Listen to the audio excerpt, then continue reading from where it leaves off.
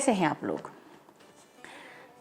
आज मैं बात करने वाली हूँ एक बहुत ही खूबसूरत काव्य संग्रह, प्रेम की कविताओं से, प्रेम के विभिन्न मनोभावों से, तरंगों से संजोई हुई कविताएं हैं, जिसमें जीवन के विभिन्न संबंधों की भीनी भीनी खुशबू है। जिसमें एक ऐसे काव्य संग्रह के बारे में मैं आज आपके सामने बात करने वाली हूँ, जिसका नाम है तुम्हारी आवाज़। रामस्वरूप दीक्षित जी हमारे समय के एक प्रतिष्ठित सुविख्यात व्यंग्यकार हैं, कवि हैं, मध्य प्रदेश के टीकमगढ़ में निवासरत हैं और लगातार उनकी व्यंग्य रचनाएं, कविताएं, साहित्यिक लेख हम पढ़ते रहते हैं। देश की जानी मानी पत्र पत्रिकाओं में उनके साक्षात्कार, जैसे कि हंस, कथादेश, कथन, वसुधा, कादम्बनी, साहित्य अमृत आदि में हम उनके रचनाओं को समय समय पर पढ़ते रहते हैं। आकाशवाणी और दूरदर्शन के केंद्रों से भी हम उनकी विभिन्न रचनाओं का प्रसारण देखते रहते हैं। और हाल ही में मुझे उनका यह नवीनतम काव्य संग्रह प्राप्त हुआ था। शीर्षक के नीचे ही लेखक ने यहाँ पे जैसे कि इंगित किया है, प्रेम कविताएं।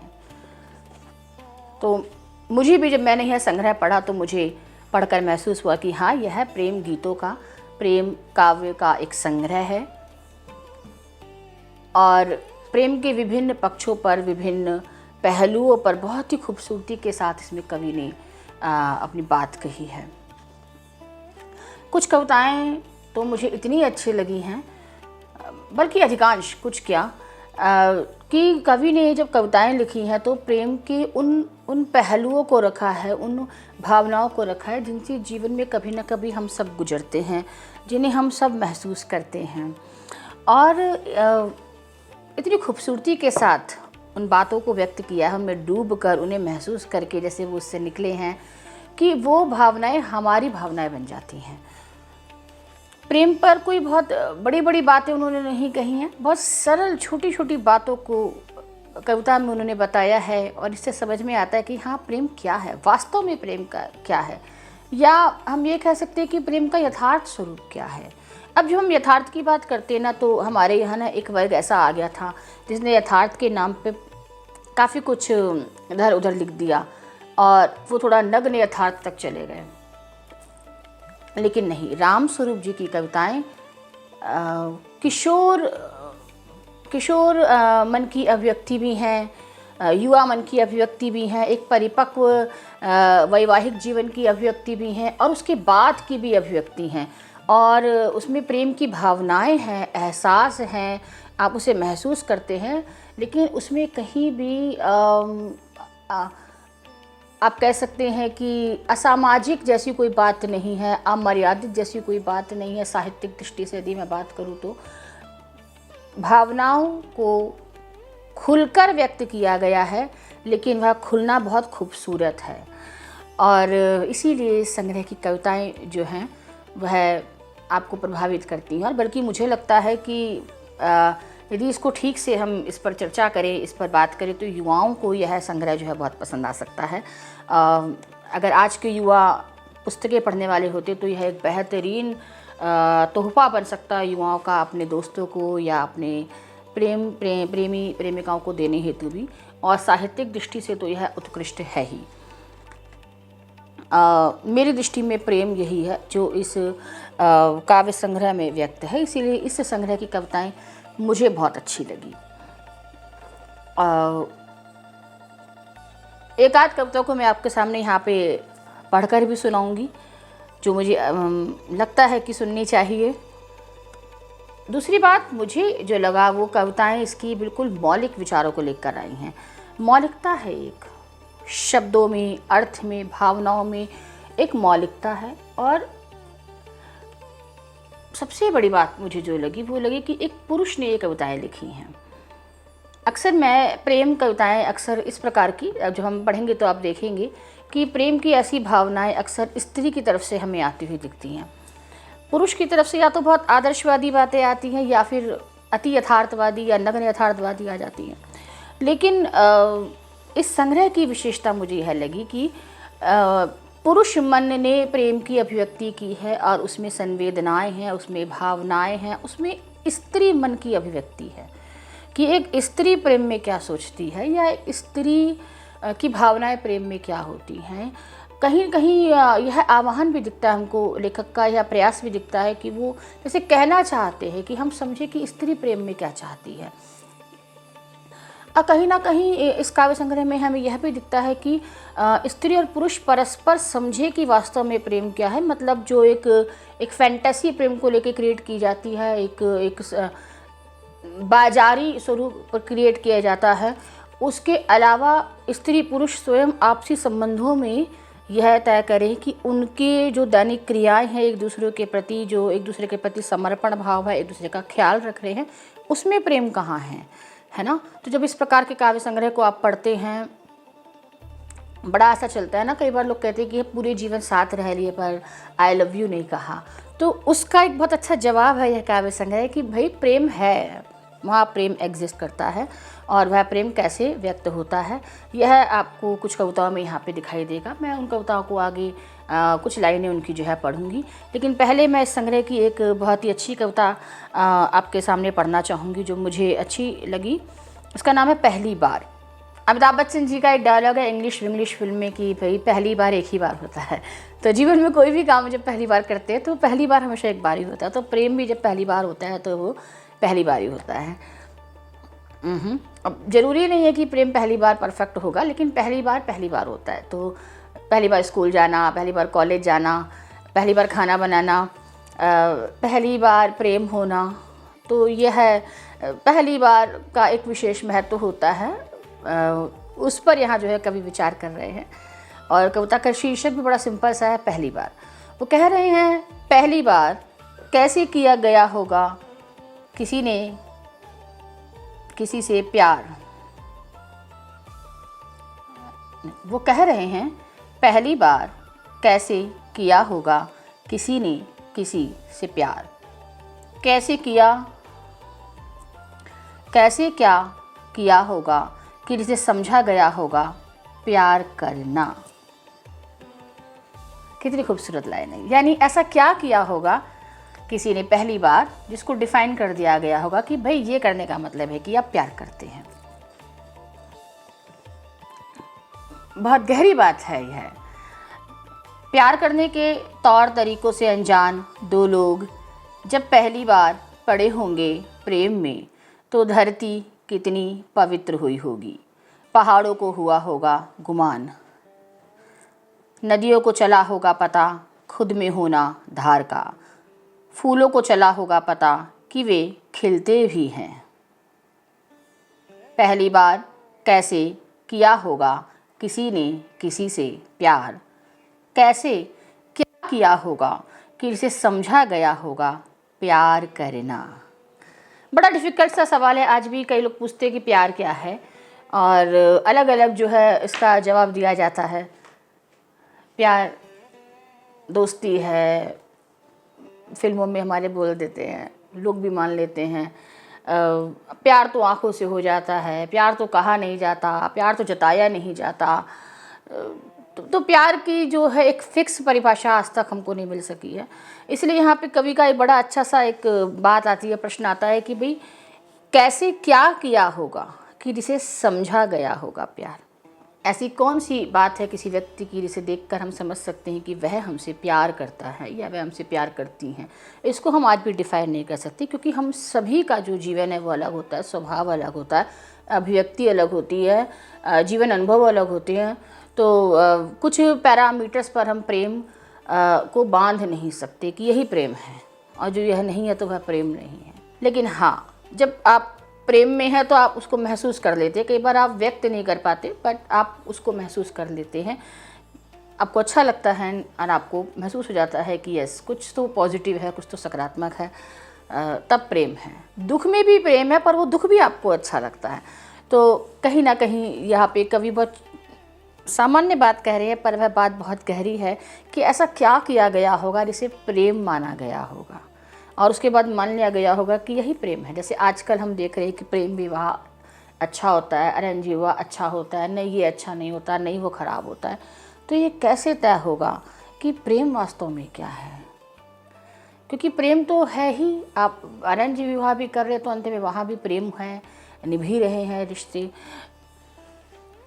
भाई बहनों में भी प्रेम है, दोस्तों में भी प्रेम है, अनेक रूपों में प्रेम हमारे जीवन में आता है। इसीलिए यह निर्णय कर पाना या यह परिभाषित कर पाना या यह स्थापित कर पाना बहुत मुश्किल है कि यही प्रेम है, इसके अलावा तो बाकी जो है प्रेम नहीं है। यहाँ पे हमें कवि की जो एक सोच है उसका एक विस्तार दिखता है और निश्चित तौर पर कवियों से हमें यही आशा होती है। यदि आप साहित्यकार हैं, यदि आप रचनाकार हैं, तो आपका जो विचारशीलता है वह व्यापक होनी चाहिए, छोटे उसमें हमें समेट के नहीं रखना चाहिए। निश्चित तौर पर प्रेम का स्वरूप बहुत व्यापक है, उसे कुछ खाँचों में हम नहीं रख सकते कि यही प्रेम है। जो हम साहित्यकार लोग हैं, कवि लोग हैं, रचनाकार लोग हैं, हम तो यही मानते हैं, पुराने ज़माने से हम कबीर के ज़माने से देख रहे हैं प्रेम, फिर सृष्टि के आपके कण कण में आपको प्रेम दिखता है। तो प्रेम का जो वर्तमान स्वरूप है रोमांटिक प्रेम, उसके अतिरिक्त भी प्रेम एग्जिस्ट करता है और हम सबका जीवन प्रेम से ही चल रहा है। इसीलिए कुछ एक गतिविधियों को या कुछ एक रिश्तों के बीच ही प्रेम को हमें सीमित नहीं करना चाहिए कि यही प्रेम है। अगर यह नहीं है तो प्रेम नहीं है। तो यह जो कविता है यह कवि की एक व्यापक सोच की परिचायक है। निश्चित तौर पर उन्होंने जीवन में रिश्तों के कई रूप देखे हैं और एक संतुलित अभिव्यक्ति है, एक परिपक्व अभिव्यक्ति है। एक परिपक्व तो मन यह जानता है कि यस, प्रेम के कई स्वरूप होते हैं और प्रेम अपने आप में एक बहुत ही खूबसूरत एहसास है। प्रेम जीवन को सुंदर और सकारात्मक बनाता है। मनुष्यों के संदर्भ में जब प्रेम की बात आती है तो उसकी भी उन्होंने यहाँ अभिव्यक्ति की होगी। आँखों को पहली बार लगा होगा कि किसी को देखने में ही है उनकी सार्थकता। होंठ पहली बार हुए होंगे गुलाबी, पहली बार दो चेहरे हुए होंगे शर्म से लाल, नाखूनों से कुरेदी गई होगी धरती पहली बार। निश्चित तौर पर प्रेम एक बहुत खूबसूरत एहसास है और जब आपको कोई अच्छा लगता है, प्रेम है आपको, तो आपको उसको देखकर सुकून मिलता है, तसल्ली मिलती है, खुशी मिलती है। आपको अच्छा लगता है जिस व्यक्ति से आप प्रेम करते हैं उसका सामने होना, उसको सकुशल देखना, उसको सही सलामत देखना आपको अच्छा लगता है। जिससे आप प्रेम करते हैं उसको ज़रा सा भी कष्ट होता है तो फिर आपको भी कष्ट होता है। इसलिए प्रेम का जो स्वरूप है वो बहुत व्यापक है। प्रेम का जो एहसास है वो बहुत गहरा है। आज की पीढ़ी जो है उसने प्रेम को कुछ साँचों में, कुछ खाँचों में फिट कर दिया है, इसीलिए उनका प्यार हो जाता है, फिर उनका प्यार ख़त्म भी हो जाता है। लेकिन नहीं, प्रेम जिससे एक बार हो गया, प्रेमचंद जी का एक अच्छा सा विचार मैंने कहीं पढ़ा था, जिससे एक बार प्रेम हो जाता है उससे घृणा नहीं हो सकती। तो यह है सच्चा प्रेम कि प्रेम जहाँ है वहाँ प्रेम ही है। आप दूर हो सकते हैं, आप अलग हो सकते हैं, लेकिन प्रेम कभी भी आपके मन में घृणा का भाव नहीं भर सकता, आपके मन में नफ़रत का भाव नहीं भर सकता, ना आपके मन में बदले का भाव भर सकता। एक और कविता है इनकी, चाह, रामस्वरूप जी की, जो मुझे बहुत अच्छी लगी और मुझे लगा कि अच्छा, पुरुष मन भी ऐसी अभिव्यक्ति जो है कविताओं की कर सकते हैं। वह लिखते हैं, मैं तुम्हारे पास नहीं तुम्हारे एकांत में रहना चाहता हूँ, चाहता हूँ तुम्हारी हंसी के खूबसूरत पलों में रहना, तुम्हारी काम के बोझ से शलत हुई उनींदी पलकों, आटा गूंथती उंगलियों के पोरों के बीच, उबलकर बाहर निकलती चाय के हत्ते में, होठों को गोल कर मारी जाने वाली फूंक, आटा सने हाथों से हटाई जाने वाली मुंह पर आई लट के साथ, नाखूनों में फंसे आटे को निकाल रही सीख, बिजली चले जाने से आए पसीने को पोंछते पल्लू, छोटू के दूसरे मोजे, टिफ़िन के ढक्कन और कुकर की सीटी सुन, गैस बंद करने की हड़बड़ाहट भरी भाग दौड़ और रात को बिस्तर पर लुढ़क कर गिरी थकान में रहना चाहता हूँ मैं रहना चाहता हूँ तुम्हारी निढाल हुए शरीर में,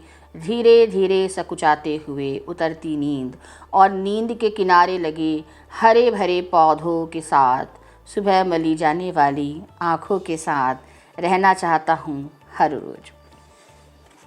किसी के पास रहने से बेहतर है उसके एकांत में रहना, यह कवि यहाँ पे कहते हैं। मुझे भी ऐसा लगता है कि जब हम बिल्कुल एकांत में होते हैं तब हम जिस व्यक्ति को याद करते हैं वह हमारे लिए बहुत महत्वपूर्ण होता है। उनका फिर हमारे पास होना मायने ही नहीं रखता। तो यह प्रेम है, सच्चा प्रेम यही है। कहीं ना कहीं इसमें मैं ऐसा भी कह सकती हूँ कि सच्चा प्रेम जो है वो पाने की बात नहीं करता कि जिससे आप प्रेम करते हैं उसका आपके जीवन में होना ज़रूरी है, नहीं, उसका आपके मन में होना ज़रूरी है। यानी जिससे हम प्रेम करते हैं वह हमारे आसपास हो या ना हो, वह हमारे मन में हो। और जब भी हम एकांत में हैं तो रिलैक्स होके बैठे, दिन भर का सारा काम करके थकावट महसूस कर रहे हैं, उस वक्त सोने से पहले एक बार उस शख्स का ख्याल आ जाना या सुबह सबसे पहले उठकर उस व्यक्ति के बारे में सोचना, यही प्रेम है। प्रेम का अर्थ हमेशा साथ रहना नहीं होता। प्रेम का अर्थ होता है कि जब आप बिल्कुल एकांत हैं, जब आपके आसपास कोई भी नहीं है, तब आप किस व्यक्ति के बारे में सोच रहे हैं। इसीलिए कई बार आप पाने के बाद भी खुश नहीं होते लेकिन खोने के बाद खुश होते हैं, क्योंकि जिससे आप प्रेम करते हैं उसको पाना आवश्यक नहीं है, मायने रखता है कि आप उसको महसूस कर रहे हैं या नहीं कर रहे हैं। और जितनी तल्लीनता में डूबकर कवि ने कविताएं लिखी है, निश्चित तौर पर ये सब भावनाएं हम सब महसूस कर पाते हैं कि यस, जीवन में ऐसा होता है। एक कविता है इनकी, प्रेम का गणित, जिसमें नायक मन की अभिव्यक्ति है। हमने अक्सर ऐसी कविताएं पढ़ी हैं जिनमें विरह तो है लेकिन नायिका का विरह है, जहाँ नायिका किसी नायक को याद कर रही है। हालांकि आधुनिक काल में तो नायक का भी विरह लिखा जा रहा है, लेकिन इसमें एक पुरुष मन की अभिव्यक्ति है, एक नायक की अभिव्यक्ति है कि किस प्रकार से वह सोच रहे हैं कि उनके जीवन से जो जिस स्त्री से या जिस लड़की से प्रेम था उसके पास ना होने पर क्या भाव मन में उठते हैं। प्रेम का गणित इस कविता का नाम है। तुम गई नहीं मेरे जीवन से, जाना होता तो आती ही क्यों, पर तुम्हें जाना पड़ा मेरे ही कारण। मैंने नहीं समझी तुम्हारे प्रेम की कीमत, जो मिला था सहज उसे सहेज ना सका। जो आसानी से मिल जाता है अक्सर हम उसका महत्व नहीं समझ पाते, तो उसकी यहाँ पर अभिव्यक्ति है। नहीं जान पाया कि प्रेम को पाने से जाता उसे सहेज पाना होता है मुश्किल। प्रेम मिल जाता है लेकिन उसको संभाल के रखना आसान नहीं होता। अक्सर लोग शादी कर लेते हैं, प्रेम विवाह कर लेते हैं, फिर भी उनमें एक दूरी आ जाती है। कई लोगों के रिश्ते टूट जाते हैं, भले बहुत प्यार था। तो प्रेम को पाने से ज़्यादा मुश्किल होता है उसे सहेज कर रखना, उसको उसी स्वरूप में बरकरार रखना, उसे समझ पाना, उसमें गहरे उतर कर उसकी थाह ले पाना, जान पाना उसकी तासीर। इतना आसान तो कतई नहीं जितना कि यह जान पाना कि दो में से एक घटाने पर बचता है एक। पर इससे बहुत अलग है प्रेम का गणित, इसमें दो में से एक के घट जाने पर बचता है शून्य। ऐसा शून्य जिसमें समा जाती हैं सारी संख्याएं। यानी जब दो लोग प्रेम में होते हैं तो प्रेम का गणित यह कहता है कि जब दोनों अलग हो जाते हैं, दो में से एक चला जाता है, तो फिर शून्य बचता है, एक नहीं बचता। यानी प्रेम आपको खाली कर जाता है। प्रेम आपको, यदि आपको किसी से प्रेम है और वह आपके जीवन में नहीं है तो आप भी नहीं बचते, लेकिन इसका एहसास अक्सर खोने के बाद होता है। इसलिए यहाँ पे कवि यह बात कह रहे हैं कि तुम्हारे जाने के बाद मुझे यह एहसास हुआ। प्रेम का गणित उन्हें समझ में आया और बहुत ही सहज अभिव्यक्ति है कि सहजता से जो मिल गया था उसकी उन्होंने कीमत नहीं की। इसी कविता के बाद अगली कविता है तुम्हारा लौटना, यानी वापस आ जाना। अभी वो चल जाने की बात है, अब लौटने की बात है। तुम्हारा मेरे जीवन में फिर से लौटना, लौटना था जैसे मेरा ही खुद में लौटना, क्योंकि तुम्हारे जाते ही मैं भी चला गया था अपने से बहुत दूर। शायद तुम्हारे ही साथ फूल और खुशबू अलग रह भी नहीं सकते। कितनी सुंदर बात है। ना नदी और पानी, ना बादल और बिजली, ना जड़ें और पेड़, सह अस्तित्व के बिना नहीं हो सकता हमारा जीना। कल तुम्हारी आवाज़ सुनकर लौट आई मेरी भी गुमी हुई आवाज़। वही खनक, वही लहजा, वैसी ही परवाह, वैसी ही खैर खबर। लगा ही नहीं कि बहुत दिनों बाद हो रही बात, पर सच तो यह है कि तुम कभी गई ही नहीं थी। मैं ही चला गया था कुछ दिनों के लिए तुम्हारे साथ खुद को खाली करके। बड़ी अच्छी अभिव्यक्ति यहाँ पे नायक मन की है, पुरुष मन की है, और बड़ी ईमानदार अभिव्यक्ति है कि कहीं ना कहीं पुरुषों में एक स्वभाव होता है, कई पुरुषों में, कई युवकों में, कि जब प्रेम होता है तो वह ही अपने जिससे उन्हें प्रेम है उसके प्रति सहजता से मिल गया तो लगता है कि ओके फॉर ग्रांटेड लेने लगते हैं, या अब तो ये हमारे साथी है। कई अन्य चीज़ों में अपने आप को उलझा लेते हैं और जिस व्यक्ति के साथ हैं उसको ही कमतर समझने लगते हैं, शून्य समझने लगते हैं। और लेकिन जब एक दूरी आ जाती है, अलग हो जाते हैं, तब उनको महसूस होता है कि ओके जीवन में कोई था जो शायद हमारा बहुत ख्याल रख रहा था, या शायद जो हमसे निस्वार्थ प्रेम कर रहा था, जो हमें प्रेम दे रहा था। और इस प्रकार से यहाँ पे बड़ी अच्छी अभिव्यक्ति की है। अधिकांश पुरुषों में इतनी ईमानदारी होती हुई नहीं है। कहीं ना कहीं हमारे यहाँ ऐसा माना जाता है कि नहीं, पुरुषों को बहुत भावुक नहीं होना चाहिए, लेकिन यहाँ पे बड़ी भावुक अभिव्यक्ति है। पहले उनके जाने के बाद की कि तुम्हारे जाने के बाद शून्य रह गया मैं, फिर उसके लौटने की अभिव्यक्ति है कि नहीं तुम लौट आई, लेकिन फिर वो कहते कि तुम कभी गई ही नहीं थी, है ना, तुम तो सदा मेरे साथ थी, मैं ही चला गया था। यानी मैंने ही अपने आप को कहीं समेट के रख लिया था, अपनी असुरक्षाओं में, अपने भय में, मैं ही कहीं गणित समझ रहा था प्रेम का, सोच रहा था क्या सही है क्या गलत है, क्या करूं क्या ना करूं, और इसीलिए मुझे ऐसा लगा था कि मैंने तुम्हें जो है खो दिया। लेकिन जब तुम वापस आई, तुम मेरे जीवन में लौटी, तो मुझे ऐसा लगा कि मैं अपने ही पास लौट आया। तो इस प्रकार से बड़ी ही सुंदर अभिव्यक्ति यहाँ पे, यथार्थपरक हम कह सकते हैं अभिव्यक्ति यहाँ पे इन्होंने की है, इस कविता में की है। और मुझे ये कविता लगी कि युवाओं को ये कविता बहुत अच्छी लगेगी। आज के युवाओं के जीवन में ये सब होता रहता है, तो ये कविता उनको बहुत अच्छी लगेगी। एक कविता और है दीवार, थोड़ी बोल्ड कविता है, अच्छी कविता है, मुझे अच्छी लगी ये कविता भी। हमारे दरमियान खड़ी है जो मर्यादा की दीवार, सदियों पुरानी, जर्जर होकर भी अभी भी है इतनी मजबूत कि उसे लांघना या गिराना नहीं हो पा रहा संभव, ना मेरे लिए न तुम्हारे लिए।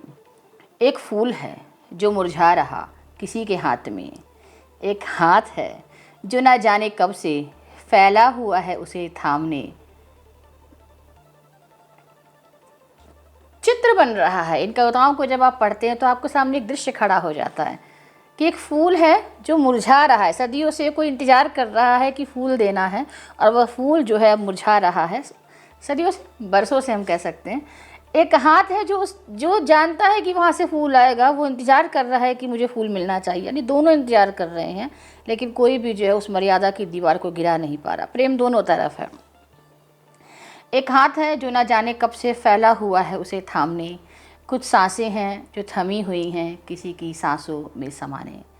एक वेग है जो मचल मचल जा रहा किसी धार में मिलने, कुछ अनकहा सा है दोनों ही तरफ, जब पहुँचने को है आतुर कानों के रास्ते किसी के दिल में। अव्यक्त प्रेम एक आवाज़ है जो पार जाकर गूंजना चाहती है एक दूसरे के भीतर। एक व्याकुल नज़र है आँखों में अटकी जो कर रही इंतज़ार दीवार के ढहने का। चलो विरह की छैनी और बेचैनी के हथौड़े से काटना शुरू कर दे इसे, और एक दिन ढाकर इसे हो जाए अमर्यादित। बहुत अच्छी कविता है। देखिए, बोल्डनेस जो है ना वो विचारों में होती है, और यह कविता इसका प्रमाण है कि आपको यदि कोई एक क्रांति की बात करनी है, प्रेम में क्रांति की बात करनी है, संबंधों में क्रांति की बात करनी है, तो वह विचारों में क्रांति होनी चाहिए, शब्दों में क्रांति होनी चाहिए। लेकिन उसके लिए आपको, जैसे यहाँ पर बात हो रही है कि हाँ, दो अव्यक्त प्रेमी हैं जिन्होंने अपने प्रेम का इजहार नहीं किया है, प्रेम का इजहार करना चाहते हैं पर बीच में मर्यादाएं हैं, दीवार है मर्यादाओं की कि लोग क्या कहेंगे, समाज क्या कहेगा, उसकी अभिव्यक्ति है। लेकिन कहीं पर भी यहाँ पर हमको दूर दूर तक कविता में देह की गंध नहीं है, कि देह की बात नहीं हो रही है, प्रेम की बात हो रही है। और प्रेम के जो इंतज़ार है उस इंतज़ार की बात हो रही है कि दोनों बेचैन हैं कि अपने मन की बात कह सके, लेकिन कहीं ना कहीं एक मर्यादा है जो उनको जो है रोक देती है। और कहीं ना कहीं दोनों के मन में आता है कि अब जाने दें, जिसको जो सोचना है सोचे, कम से कम मैं अपनी बात तो कहूँ, आगे तो बढ़ें, उसका यहाँ पे जिक्र है। लेकिन कहीं भी इस कविता में, मैंने जैसे कि पहले कहा कि कविता विचारों से बोल्ड होती है, तो इनकी जो कविता है इसमें विचारों की एक बोल्डनेस है, लेकिन इसमें भावनाओं को बहुत ही एक शालीनता के दायरे में व्यक्त किया गया है। तो यह एक उत्कृष्ट कविता है और मुझे बहुत अच्छी लगी। और निश्चित तौर पर पता नहीं सर से मैं बोलूँगी भी रामस्वरूप जी से कि इसकी कुछ वो क्लिप्स बनवाएं। ये कविताएं बहुत पसंद की जाएंगी युवाओं के बीच। मुझे यह कविता भी जो है बहुत अच्छी लगी। और एक कविता मुझे स्त्री मन की अभिव्यक्ति, जैसे कि मैंने आपसे कहा कि इस काव्य संग्रह में एक पुरुष ने बड़ी ही खूबसूरती के साथ, बड़ी ही बेबाकी के साथ, बड़े ही साहस के साथ यह भी व्यक्त करने का प्रयास किया है कि स्त्री मन क्या होता है या एक स्त्री क्या चाहती है। तो एक कविता यहाँ पे मैं अभी पढ़ूंगी, इसका नाम है पूछा जाना चाहिए था। पूछा जाना चाहिए था स्त्री से कि उसके खूबसूरत लंबे घने बालों की तुलना लहराती बलखाती नागिन से करना उसे पसंद है या नहीं। उसके चेहरे पर जबरदस्ती थोपा गया चांद उसे वजनी तो नहीं लग रहा। उसके होंठ, उसके दांत, उसके कपोल चाहते भी हैं कोई उपमा या नहीं। उसके नक्शिक वर्णन में इस्तेमाल की जाती रही भाषा से उसे कोई तकलीफ तो नहीं। उसके शरीरगत सौंदर्य को वर्णित करने वाले शब्द उसे चुभ तो नहीं रहे। प्रेम को प्रदर्शित करने के वही तरीके ऊब तो पैदा नहीं कर रहे उसके भीतर।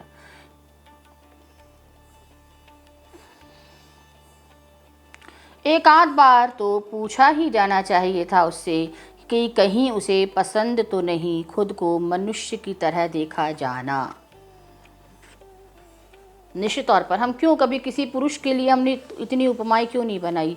हमने स्त्रियों के लिए तो इतने उपमान रच दिए, इतनी उपमाएं रच दी कि स्त्री तो ऐसी होनी चाहिए, स्त्री तो वैसी होनी चाहिए, काली नागिन जैसे बाल होने चाहिए, नाक तोते जैसी होनी चाहिए, दांत ऐसी होनी चाहिए, मुस्कान ऐसी होनी चाहिए। तो कहीं ना कहीं हमने स्त्रियों से क्या कभी जाना कि क्या हर स्त्री यही चाहती है कि उसकी सुंदरता के कुछ पैरामीटर फिक्स कर दिए जाएं कि यही सुंदरता है। और कहीं ना कहीं समाज ने सदियों से स्त्री के साथ यह किया है कि स्त्री की सुंदरता के कुछ पैरामीटर फिक्स है कि सुंदर स्त्री कौन होती है, खूबसूरत स्त्री कौन होती है, अच्छी स्त्री कौन होती है। क्यों हमने इस प्रकार के पैरामीटर पुरुषों के नहीं बनाए? क्यों सुंदर होना स्त्री की शर्त क्यों है? पहली बात। दूसरा, सुंदर होने के कुछ पैरामीटर ही क्यों है कि यही सुंदरता है, जो ऐसा नहीं है वो सुंदर नहीं है ना।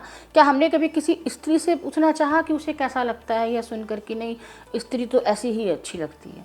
तो यह जो एक पुरुष की तरफ से यह अभिव्यक्ति एक निश्चित तौर पर एक बहुत अच्छी अभिव्यक्ति है कि एक कवि, एक पुरुष मन एक स्त्री के मन की उन बातों को कह रहा है जिन्हें स्त्री भी कहने का साहस नहीं कर पाती। जिस प्रकार के समाज में हम रह रहे हैं, लोग आ जाते हैं बोलने की आप ऐसा क्यों बोल रही हैं, आप समाज विरोधी हैं, आप समाज को नहीं समझती हैं, भारतीय नारी तो ऐसी ही होनी चाहिए।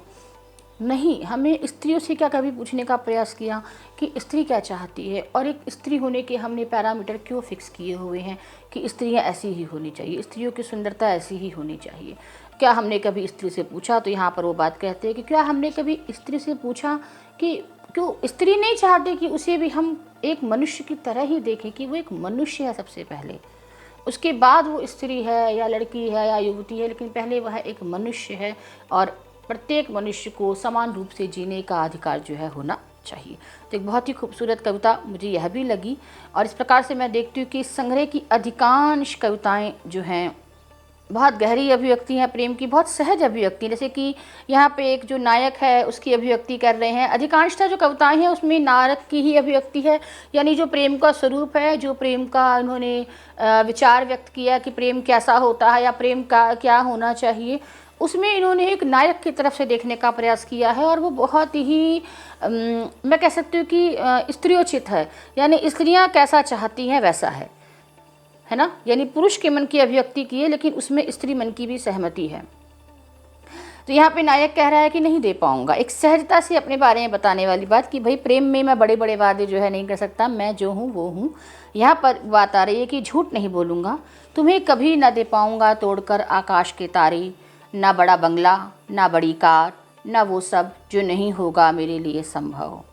पर जब तुम होगी उदास तब कोशिश करूँगा तुम्हें तरह तरह से हंसाने की, तुम्हारे छींकते ही रुमाल बढ़ा दूँगा तुम्हारी तरफ, दिन भर बटाऊँगा तुम्हारे काम में हाथ, और कमर में होने पर दर्द कर दूँगा मूव की मालिश।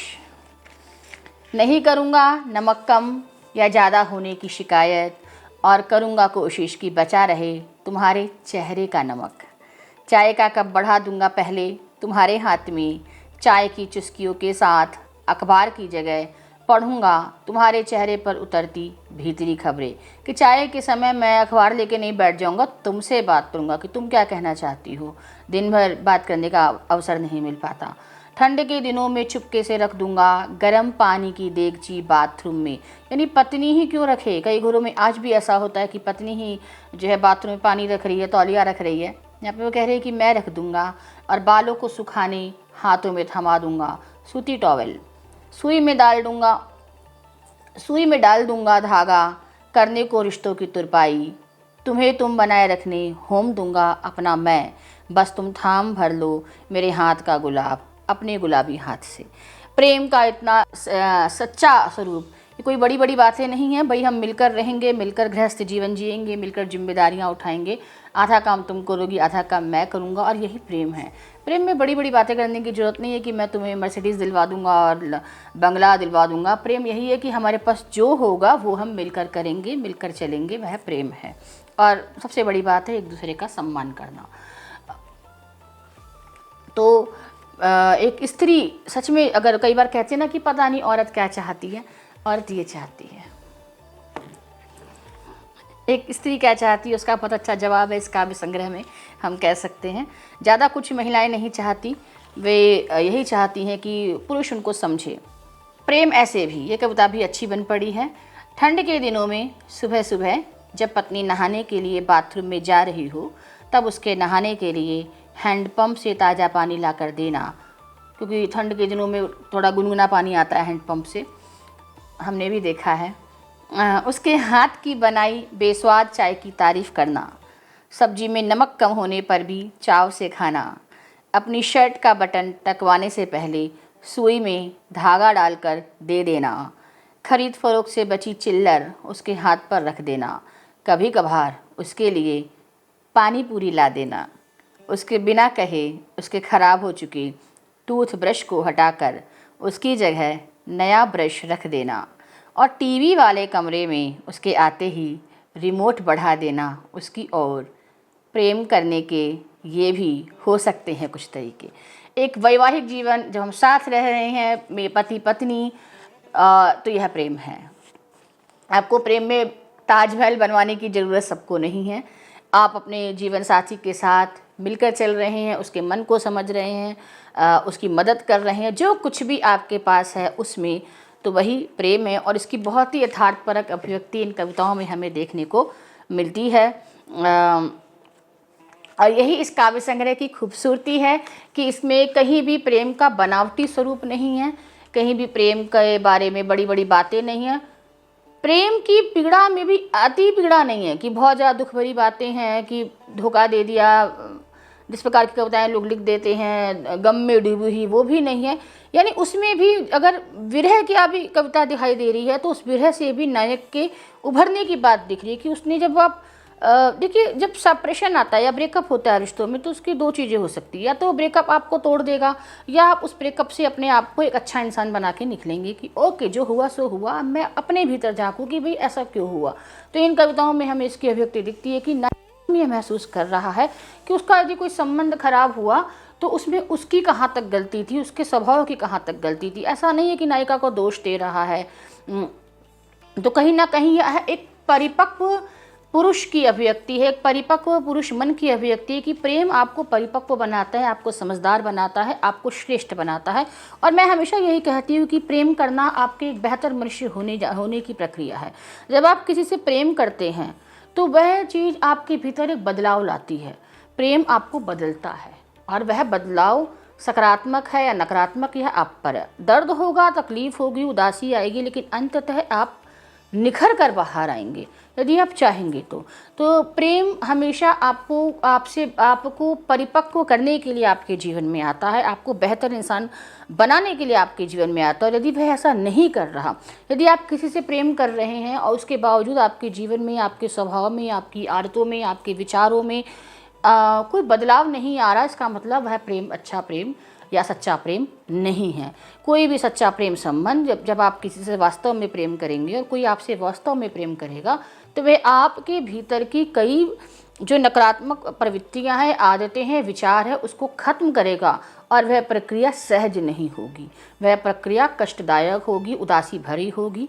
लेकिन वही प्रेम आपको उसमें से निकाल कर एक बेहतर मनुष्य बनाएगा, आपको जिम्मेदार बनाएगा, आपको जीवन के प्रति जो है कर्तव्य, आपका एक नज़रिया बनाएगा कि जीवन क्या है और रिश्ते क्या हैं। तो प्रेम हमारे जीवन में आता है, प्रेम का बिल्कुल विरोध नहीं करना चाहिए।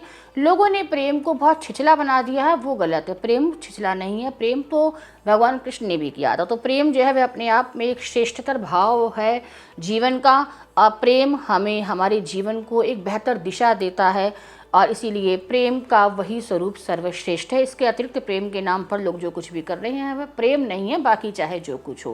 प्रेम का असली मकसद है कि वह आपको मांझेगा, वह आपके अंदर के विकारों को दूर करेगा, आपके क्रोध को, आपके गुस्से को, आपकी अतीत की जो भी पास्ट ट्रॉमा रहा है उससे आपको निकालेगा, आपको आपके भीतर झांकने के लिए मजबूर करेगा वास्तविक प्रेम।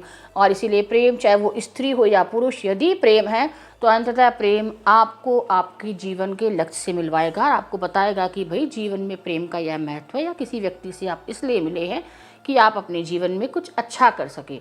और इसके लिए आपको अपने व्यक्तित्व की कई चीज़ों को घटाना होगा और कई अच्छी चीज़ों को अपनाना होगा। तो प्रेम करना एक बेहतर मनुष्य होने की प्रक्रिया है और इसकी बहुत ही सुंदर, सरल, सरस, सहज अभिव्यक्ति है आदरणीय श्री रामस्वरूप दीक्षित जी का यह काव्य संग्रह तुम्हारी आवाज़। इसको आप सब अवश्य पढ़ें और उपहार के रूप में दी जा सकती है यह पुस्तक। मैं आदरणीय रामस्वरूप दीक्षित जी को बहुत बहुत बधाई देती हूँ। उन्होंने बहुत ही सुंदर कविताएं लिखी हैं, सच्चे मन की अभिव्यक्ति हैं। थोड़ा समय लगा मुझे इनको, मैं व्यस्त थी, लेकिन मैंने पढ़ा है विस्तार से, पूरा संग्रह पढ़ा है। अगर मैं पढ़ने पर आऊँ तो इसमें से अनेक कविताओं का पाठ किया जा सकता है क्योंकि बहुत अच्छी कविताएं हैं। आप भी इस संग्रह को खरीदिए, पढ़िए और बहुत समय बाद मुझे प्रेम पर इतनी अच्छी कविताएं पढ़ने को मिली हैं। मैं आपको बहुत बहुत शुभकामनाएं देती हूँ सर, और आपका हार्दिक आभार कि आपने इतनी अच्छी पुस्तक मुझे भेजी। और मैं इसको पढ़ने के बाद मुझे लगा कि आज बहुत अच्छा लिखने वाले लोग हैं जो बहुत अच्छा लिख रहे हैं। कहीं ना कहीं मैं आपसे यह कहना चाहूँगी कि इसको आप इसकी कुछ कविताओं को तो आप दूसरे माध्यमों से भी जो है सोशल मीडिया पे लाने का प्रयास करें क्योंकि बहुत अच्छी कविताएं हैं। इसी के साथ मैं अपनी बात को यहाँ पे समाप्त करती हूँ। आपको बहुत बहुत बधाई, आपका बहुत बहुत धन्यवाद, सादर नमस्कार।